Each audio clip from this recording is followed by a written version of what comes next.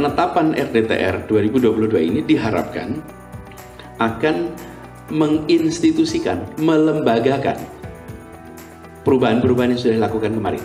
Satu, kita ingin Jakarta menjadi kota berorientasi transit dan digital. Kita ini selama berdekade-dekade, bukan hanya Jakarta, tapi dunia, di banyak tempat, itu mengadopsi pendekatan car-oriented development. Pembangunan kita terkait ruang itu berorientasi pada kendaraan pribadi. Jadi nantinya ketika sebuah kawasan itu di sekitar stasiun, maka radius 800 meter dari kawasan itu, maka bangunannya bisa menjadi bangunan yang tinggi. Sehingga penduduk yang semula tinggal di tempat jauh bisa mendapatkan tempat tinggal di tempat dalam kota dengan harga yang terjangkau. Jadi pengembangan infrastruktur digital skala kota itu dirancang. Ada petanya. Artinya kita menetapkan rencana pembangunan jaringan komunikasi yang fix, yang seluler, yang satelit. Yang kedua adalah perumahan dan pemukiman yang layak, terjangkau, dan berdaya. Rumah warga kita ini selama ini hanya boleh 1 lantai, 2 lantai. Sekarang untuk rumah tinggal akan dibolehkan dibangun sampai dengan 4 lantai di rumah-rumah tangga kita di Jakarta. Kenapa ini dilakukan sekalian? Satu, optimalisasi lahan. Yang kedua, kita berharap bisa mendorong multi-family ownership dalam sebuah bangunan yang sama. Di 2014, kampung itu tidak diakui sebagai bagian dari kota ini. Sekarang, kampung diakui dan kampung dimungkinkan untuk nanti tumbuh berdaya, sehingga nantinya kita memiliki kampung yang sehat. Lingkungan hidup yang seimbang dan lestari.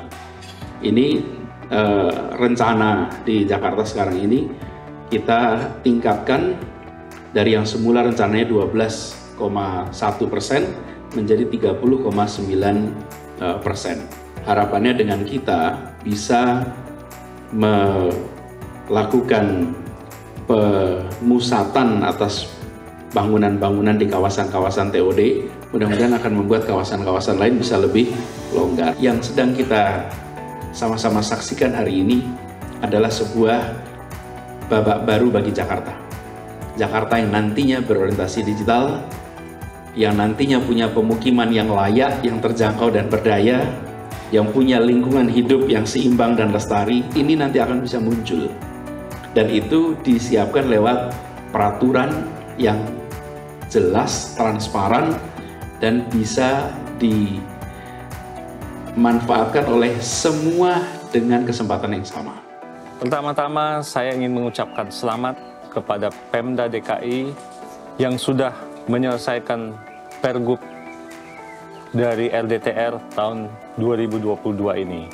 Semua stakeholders dari yang terkena impact dari RDTR ini sangat mengapresiasi karena juga kita dapat memahami lebih jelas dan semuanya lebih transparan, dan menurut saya ini akan membuat pertumbuhan DKI akan jauh lebih baik di kemudian hari. Perbedaan paling signifikan terkait dengan Pergub RDTR yang terbaru ini ada dua setidaknya. Yang pertama dari sisi prosesnya, lalu yang kedua dari sisi hasilnya, yaitu substansinya. Di Rapergub ini warga terlibat penuh ya. Kita diundang untuk pembahasan, lalu kemudian juga ditunjukkan oleh Pemprov bahwa ini ada juga kepentingan yang lain gitu ya.